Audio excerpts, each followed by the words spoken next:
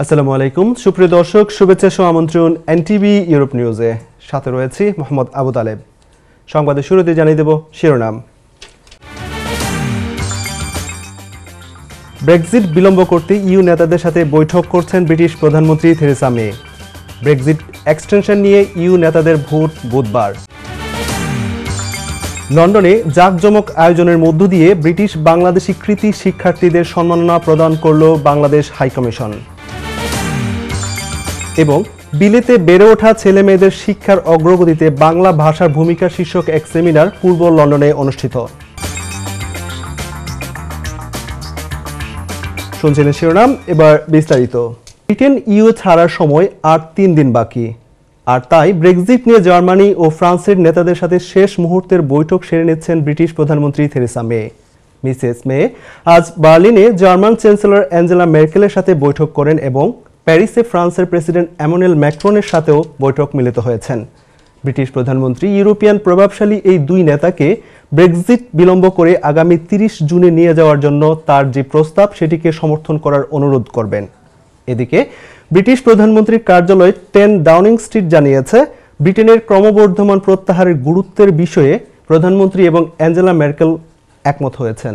অপরদিকে বুধবার ইইউর সামিটে সকল ইউরোপীয় নেতারা ব্রেক্সিটের সময়সীমা বাড়ানোর বিষয়ে ভোট দিবেন। এছাড়াও জানা যায়, ব্রেক্সিট ডেডলক ভাঙ্গার লক্ষ্যে ক্রস পার্টির আলোচনা অব্যাহত থাকবে। কাগজে কলমে আগামী শুক্রবার যুক্তরাজ্য ইইউ ত্যাগ করার দিন। ব্রেক্সিট সংকট নিরসনে থেরেসা মে বিরোধী দলীয় নেতা জেরেমি করবিনের সঙ্গে আলোচনায় বসেছিলেন, তবে সে আলোচনা তেমন ফলপ্রসূ হয়নি। করবিন জানান, তিনি ব্রেক্সিট নিয়ে মেয়ের বেঁধে দেওয়া লাল দাগগুলো সরিয়ে নেওয়ার অপেক্ষায় আছেন। ব্রিটেনে বাংলাদেশি হাইকমিশনের উদ্যোগে জাঁকজমক আয়োজনের মধ্য দিয়ে সম্পন্ন হলো ব্রিটিশ বাংলাদেশি শিক্ষার্থীদের সম্মাননা প্রদান অনুষ্ঠান। এক জাক মেধাবীদের শিক্ষার অর্জন তুলে ধরে তাদেরকে স্বীকৃতি প্রদানের এই অনুষ্ঠানটি হাই কমিশনের একটি সেরা আয়োজন বলে মন্তব্য করেন অনুষ্ঠানের প্রধান অতিথি বাংলাদেশ সরকারের মাননীয় অর্থমন্ত্রী মোস্তফা কামাল। এ ধরনের আয়োজনের মাধ্যমে ব্রিটেনে বাংলাদেশি নতুন প্রজন্মকে শিখরের সন্ধান দেওয়া সম্ভব। এ নিয়ে বিস্তারিত দেখুন আমাদের চিফ রিপোর্টার আকরামুল হোসেনের রিপোর্টে। ক্যামেরায় ছিলেন Jahangir Alam Shikdar. Bangladesh high commission London 86 জন বাংলাদেশি ব্রিটিশ ছাত্রছাত্রীকে যুক্তরাজ্যের জিসিএসই ও এ-লেভেলে পরীক্ষায় সর্বোচ্চ গ্রেড পাওয়ার জন্য Bangladesh high commission outstanding education achievement award 2018 প্রদান করেছে। যুক্তরাজ্যে নিযুক্ত বাংলাদেশের হাই কমিশনার সাইদা মুনা তাসনিমের আমন্ত্রণে সোমবার সেন্ট্রাল লন্ডনের এক বিশেষ অনুষ্ঠানে তাদের এই সম্মাননা দেয়া হয়। এতে প্রধান অতিথি হিসেবে উপস্থিত ছিলেন গণপ্রজাতন্ত্রী বাংলাদেশ সরকারের অর্থমন্ত্রী আহম মুস্তফা কামাল এমপি। অনুষ্ঠানে প্রধান অতিথির বক্তৃতায় অর্থমন্ত্রী বাংলাদেশের 8.13% প্রবৃদ্ধি অর্জনের কথা উল্লেখ করে বলেন, মাননীয় প্রধানমন্ত্রী শেখ হাসিনার নেতৃত্বে বাংলাদেশ আগামী 1.5 দশকের মধ্যে বিশ্বের অন্যতম শীর্ষ অর্থনীতির দেশে পরিণত হবে। এই জাতীয় ইভেন্ট করলে আমাদের বাংলাদেশ এবং ব্রিটিশ আমাদের এখানে যে বাচ্চারা লেখাপড়া করে এদের মাঝে একটা যোগাযোগের সুবর্ণ সুযোগ সৃষ্টি হবে। আমি মনে করি এমনিভাবেই বাংলাদেশের সম্বন্ধে আমাদের বাচ্চারা আরও অনেক বেশি জানতে পারবে। যেই বাচ্চাগুলো আজকে এখানে আমরা দেখলাম, যারা অ্যাওয়ার্ড নিল, যারা পুরস্কৃত হলো, এতগুলো বাচ্চা যদি এক বছরে বাংলাদেশে চলে আসে লেখাপড়া শেষ করে, তাহলে বাংলাদেশের জন্য আমার মনে হয় আর পিছনে থাকবার কিছু থাকবে না। অনুষ্ঠানে স্বাগত বক্তব্যে সাইদা মুনা তাসনিম বলেন, প্রধানমন্ত্রী শেখ হাসিনা সরকার শিক্ষাকে স্থিতিশীল উন্নয়ন, নারীর অগ্রগতি এবং তথ্য প্রযুক্তিতে দক্ষ তরুণ মানব সম্পদ তৈরির প্রধান মাধ্যম হিসেবে নিয়েছেন।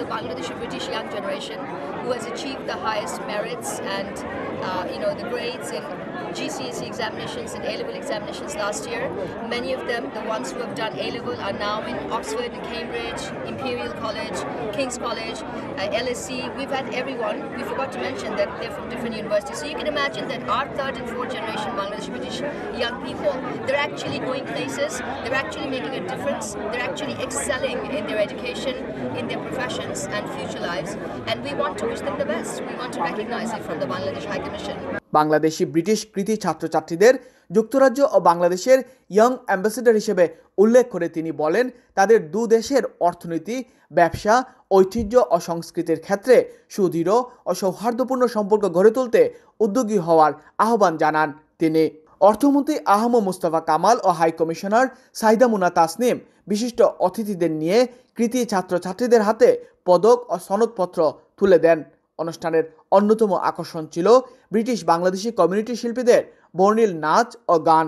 এ অনুষ্ঠানে ব্রিটিশ সাংসদ, যুক্তরাজ্য সরকারের উচ্চপদস্থ কর্মকর্তা, বাংলাদেশি ব্রিটিশ কমিউনিটির বিশিষ্ট ব্যক্তিবর্গ, কৃতি ছাত্রছাত্রীদের অভিভাবক ও শিক্ষক সহ প্রায় 600 জন অতিথি উপস্থিত ছিলেন।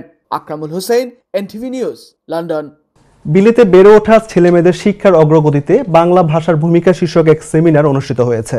সেমিনারে বক্তারা বলেন, ইংরেজি ভাষার পাশাপাশি বাংলা ভাষা আমাদের নতুন প্রজন্মের ছেলেমেয়েদের মানসিক বিকাশ সাধনে সহযোগিতা করবে এবং আমাদের ঐতিহ্য সম্পর্কে সচেতন ও আগ্রহী করে তুলবে। পূর্ব লন্ডনে অনুষ্ঠিত সেমিনারের আরও জানাচ্ছেন আমাদের সহকর্মী মোহাম্মদ মাসুদুজ্জামান।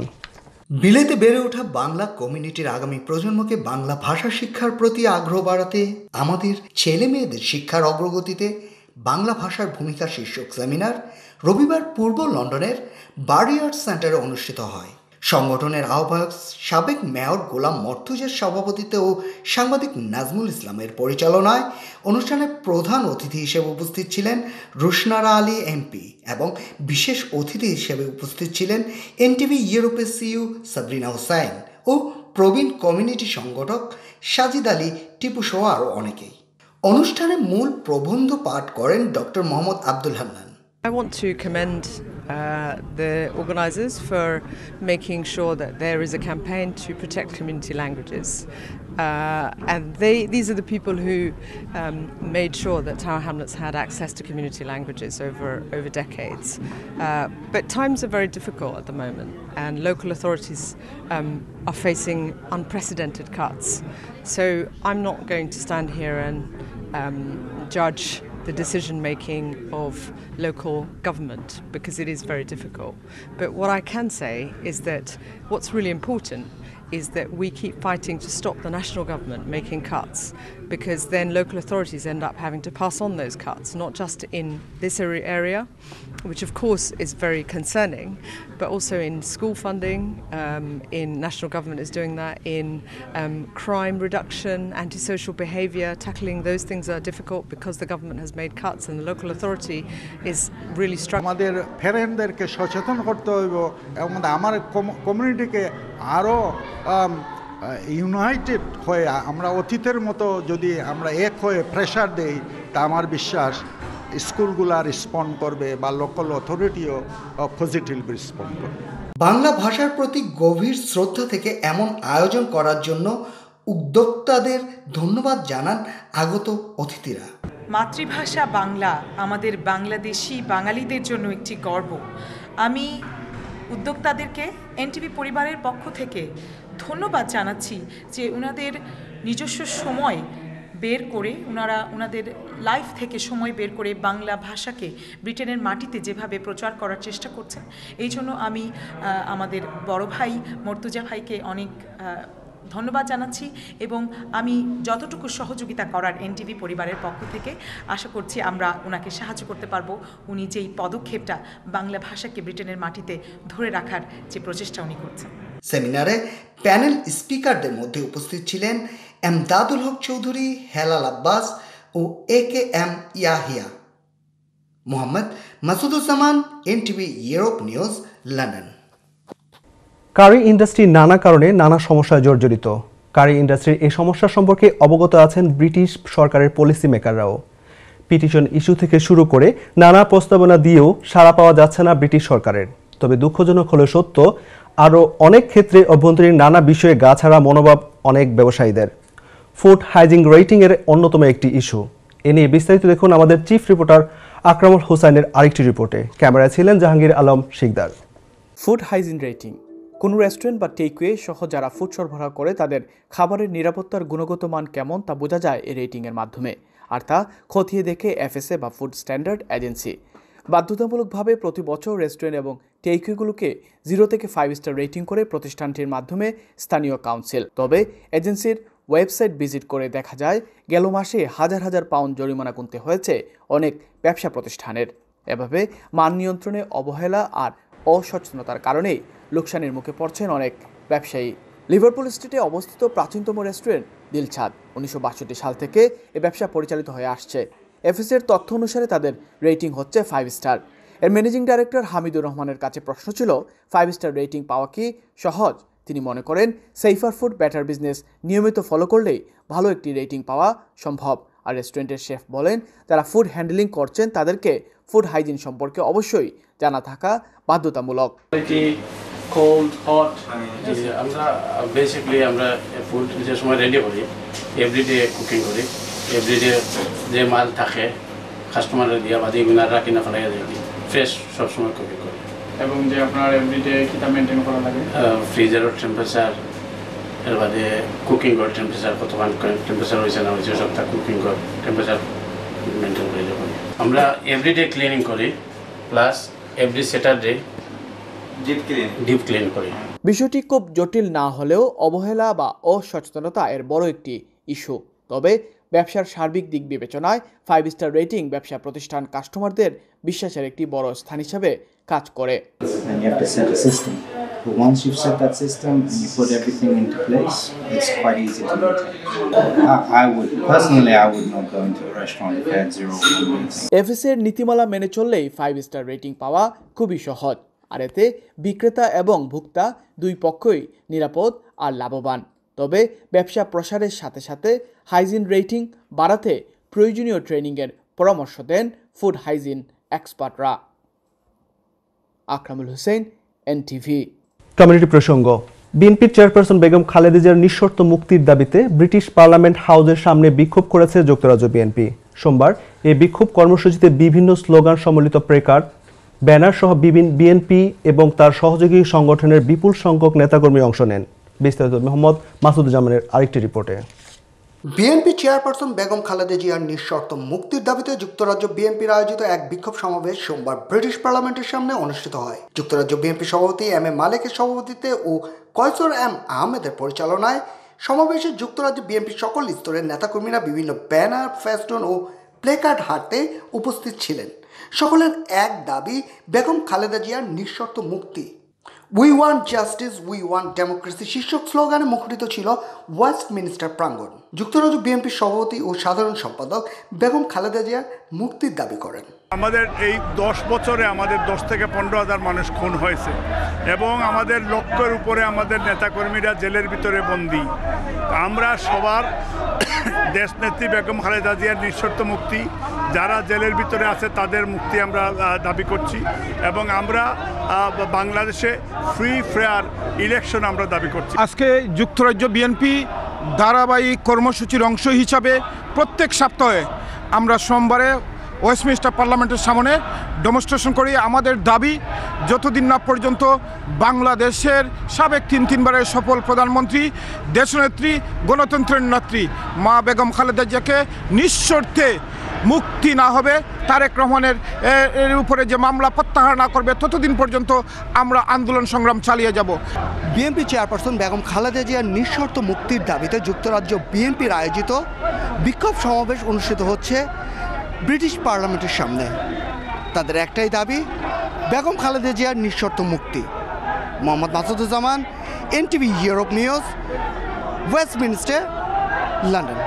ইউরোপে আওয়ামী লীগকে আরও সুসংগঠিত করার লক্ষ্যে প্রত্যেক দেশে সম্মেলন করার নির্দেশ দিয়েছেন সর্ব ইউরোপিয়ান আওয়ামী লীগের সভাপতি এম নজরুল ইসলাম। এছাড়াও দেশের উন্নয়ন অব্যাহত রাখতে নেতাকর্মীদের ঐক্যবদ্ধভাবে কাজ করার অনুরোধ করেন তিনি। বিস্তারিত জানাচ্ছেন আমাদের সহকর্মী মনিরুজ্জামান মনির। ইউরোপের বিভিন্ন দেশে সম্মেলনের মাধ্যমে অবিলম্বে নতুন কমিটি গঠনের নির্দেশ দিয়েছেন সর্ব ইউরোপিয়ান আওয়ামী লীগের সভাপতি এম নজরুল ইসলাম। অস্ট্রিয়ার রাজধানী ভিয়েনায় দীর্ঘ 18 বছর পর সর্ব ইউরোপিয়ান আওয়ামী লীগের নতুন কমিটির উদ্যোগে মহান স্বাধীনতা দিবসের আলোচনা সভায় সভাপতির বক্তব্যে তিনি এই নির্দেশ দেন। ইউরোপের সব দেশে ইউনিটে নিয়মতান্ত্রিক সম্মেলনের মাধ্যমে নতুন কমিটি গঠন করতে হবে। এম নজরুল ইসলাম আরো বলেন, বর্তমান সরকারের উন্নয়নমূলক কর্মকাণ্ড এগিয়ে নিতে প্রবাসীদের এগিয়ে আসতে হবে। পাশাপাশি দেশের বিরুদ্ধে ইউরোপ থেকে যারা ষড়যন্ত্র করছে তাদের সম্পর্কে সতর্ক থাকারও আহ্বান জানান। পদ কিংবা পদবীর জন্য নয়, কাজ করতে হবে আদর্শ বাস্তবায়নের লক্ষ্যে। এটাই বঙ্গবন্ধু কন্যার সুস্পষ্ট নির্দেশনা। আপনারা জানেন, একটি চিহ্নিত অপশক্তি দেশের অভ্যন্তরে যেমন নানা অপকর্ম করছে, তেমনি তাদের দূষররা দেশের বাইরে বিভিন্ন দেশে সক্রিয় বাংলাদেশ বিরোধী নানা ধরনের অপতৎপরতায় লিপ্ত, তারা সম্মিলিতভাবে তাদের বিরুদ্ধে প্রতিরোধ গড়ে তুলতে হবে। সর্ব ইউরোপিয়ান আওয়ামী লীগের সাধারণ সম্পাদক মুজিবুর রহমানের পরিচালনায় অনুষ্ঠিত আলোচনা সভায় তিনি সকল নেতাকর্মীকে ঐক্যবদ্ধ হয়ে দলীয় সভাপতি প্রধানমন্ত্রী শেখ হাসিনার হাতকে শক্তিশালী করার অনুরোধ করেন। আওয়ামী লীগের প্রতিটা দেশের নেতাকর্মীকে সামনের দিকে আসতে হবে। ঐক্যবদ্ধ থাকলে কোনো ষড়যন্ত্রই টিকতে পারে না। তাই আমি ইউরোপের আওয়ামী লীগের সমস্ত নেতাকর্মী ভাইদেরকে অনুরোধ করব, আহ্বান জানাবো, চলেন আমরা ঐক্যবদ্ধ হয়ে জননেত্রী শেখ হাসিনার হাতকে শক্তিশালী করি। মহান স্বাধীনতা দিবসের এই আলোচনা সভায় যুক্তরাজ্য আওয়ামী লীগের সভাপতি সুলতান মাহমুদ শরীফ, যুগ্ম সাধারণ সম্পাদক আনোয়ারুজ্জামান চৌধুরী, ইতালি আওয়ামী লীগের সভাপতি ইদ্রিস ফরাজি, সাধারণ সম্পাদক হাসান ইকবাল এবং অস্ট্রিয়া আওয়ামী লীগের সভাপতি হাফিজুর রহমান খন্দকার, সাধারণ সম্পাদক সাইফুল কবির সহ ইউরোপের বিভিন্ন দেশের আওয়ামী নেতাকর্মী বক্তব্য রাখেন। আওয়ামী লীগের সভাপতি শেখ হাসিনা কর্তৃক ঘোষিত সর্ব ইউরোপিয়ান আওয়ামী লীগের এই নতুন কমিটির প্রতি ইউরোপের বিভিন্ন দেশের নেতারা আকণ্ঠ সমর্থন জানান। তারা আওয়ামী লীগকে শক্তিশালী করার মধ্য দিয়ে স্বাধীনতা সংগ্রামের নেতা বঙ্গবন্ধু শেখ মুজিবুর রহমানের আদর্শে ও জননেত্রী শেখ হাসিনার উন্নয়নের পাশে থেকে দেশকে এগিয়ে নিয়ে যাওয়ার কথা বলেন।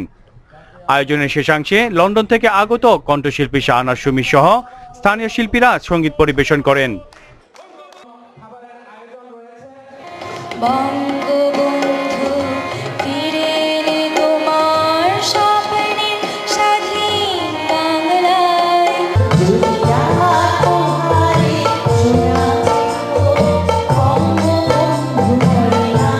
অস্ট্রিয়ার ভিয়েনা থেকে মনিরুজ্জামান মনির, এনটিভি নিউজ।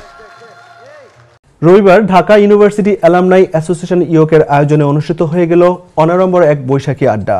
যুক্তরাজ্যে বসবাসরত দেশের সর্বোচ্চ বিদ্যাপীঠের সাবেক শিক্ষার্থীরা এই বৈশাখী মিলনমেলায় অংশ নেন। বাংলা নববর্ষ উদযাপনের অনিবার্য অনুষঙ্গ এসো হে বৈশাখ গানটির মধ্য দিয়ে শুরু হয় বিশেষ এই আয়োজন। সাংবাদিক বুলবুল হাসান ও কাউন্সিলর সাইমা আহমদের পরিচালনায় এই অনুষ্ঠানে স্বাগত বক্তব্য রাখেন সংগঠনের সভাপতি রহমান জিলানী ও সাধারণ সম্পাদক আনোয়ার খান। বৈশাখী আয়োজনে ঢাকা বিশ্ববিদ্যালয়ের সাবেক শিক্ষার্থীদের পাশাপাশি তাদের সন্তানরা চিরায়ত বাংলার ঐতিহ্যবাহী সাংস্কৃতিক পরিবেশনায় অংশ নেন। সংগঠনের পক্ষ থেকে বলা হয়, আগামী 7 জুলাই ব্রিটেন জুড়ে বিশ্ববিদ্যালয়ের সাবেক শিক্ষার্থীদের অংশগ্রহণে অনুষ্ঠিত হবে পূর্ণমিলনী ও বার্ষিক নৈশভোজ। আলহাজ হাফিজ আব্দুল মান্নান ট্রাস্ট ইউকের উদ্যোগে এক আলোচনা সভা অনুষ্ঠিত হয়েছে। ট্রাস্টের সভাপতি মোহাম্মদ মুহিবুর রহমান হেলালের সভাপতিত্বে এবং আনোয়ারুল হক জুয়েল এর পরিচালনা সভায় প্রধান অতিথি হিসেবে উপস্থিত ছিলেন বিশিষ্ট ইসলামী চিন্তাবিদ ডক্টর আবু ইব্রাহিম এবং বিশেষ অতিথি হিসেবে উপস্থিত ছিলেন বিশিষ্ট সমাজসেবক আলহাজ মোহাম্মদ আব্দুল আজিজ। সবাই আগতরা এই ইসলামী প্রতিষ্ঠানকে এগিয়ে নেওয়ার জন্য দিক নির্দেশনামূলক বক্তব্য রাখেন। এছাড়াও সবাই ট্রাস্টের অন্যতম সদস্য সৈয়দ ফখরুল আলম পাবেল একটি ডিপ টিউবওয়েল প্রদানের প্রতিশ্রুতি জানান। অপরদিকে সদস্য সাইদুর রহমান এবং মোহাম্মদ হেলালুর রহমান একজন করে ছাত্রকে পৃষ্ঠপোষকতা করার প্রতিশ্রুতি দেন। সর্ব ইউরোপীয় বাংলাদেশি অ্যাসোসিয়েশন ইয়োকের উদ্যোগে বাংলাদেশের মহান স্বাধীনতা দিবস উপলক্ষে আলোচনা সভা অনুষ্ঠিত হয়েছে। রবিবার পূর্ব লন্ডনের একটি রেস্টুরেন্টে এই সভার আয়োজন করা হয়। সভায় সভাপতিত্ব করেন সংগঠনের সভাপতি মাহমুনুর রশিদ এবং পরিচালনা করেন গিয়াস উদ্দিন। সভায় অন্যান্যের মধ্যে উপস্থিত ছিলেন সাধারণ সম্পাদক এম এ জলিল, বাবুল সরওয়ার্দী, আলী আকবর খান, মনোয়ার হোসেন, মোহাম্মদ সবুর মিয়া, মোহাম্মদ আলী, আবু জাফর সাইদ, সাইফ উদ্দিন বাবু সহ আরও অনেকে। সবাই বক্তারা স্বাধীনতা দিবসের গুরুত্ব ও তাৎপর্য সহ মুক্তিযুদ্ধের সময় হানাদার বাহিনীর ধ্বংসযজ্ঞের স্মৃতিচারণ করেন। এছাড়াও সবাই বক্তারা নতুন প্রজন্মের সাথে বাংলাদেশের ইতিহাস ঐতিহ্য সম্পর্কে ধারণা দেওয়া জরুরি বলে অভিমত ব্যক্ত করেন। সিলেট জেলার বিয়ানীবাজার উপজেলার ঐতিহ্যবাহী ডিএম হাই স্কুলের সুবর্ণ জয়ন্তী এবং প্রাক্তন শিক্ষার্থীদের প্রথম মিলন মেলা অনুষ্ঠিত হয়েছে। রবিবার লন্ডনের আপমিনিস্টারের একটি হলে এই অনুষ্ঠানের আয়োজন করা হয়। বিপুল সংখ্যক প্রাক্তন শিক্ষার্থীদের স্বতঃস্ফূর্ত অংশগ্রহণে অনুষ্ঠিত মিলন মেলার শুরুতেই পবিত্র কোরআন থেকে তেলাওয়াত করেন শামসুল ইসলাম চৌধুরী। মুনিরা পারভিনের পরিচালনায় অনুষ্ঠানের সূচনা বক্তব্য রাখেন সৌরার হোসেন খান। অনুষ্ঠানে বিদ্যালয়ের প্রাক্তন